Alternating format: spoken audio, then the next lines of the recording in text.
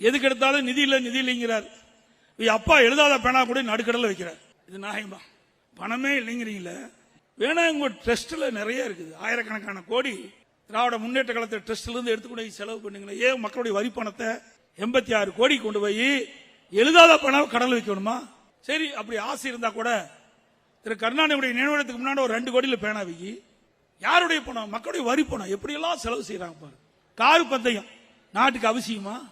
ஏங்க, காரு பந்தயம் நாட்டுக்கு அவசியமா?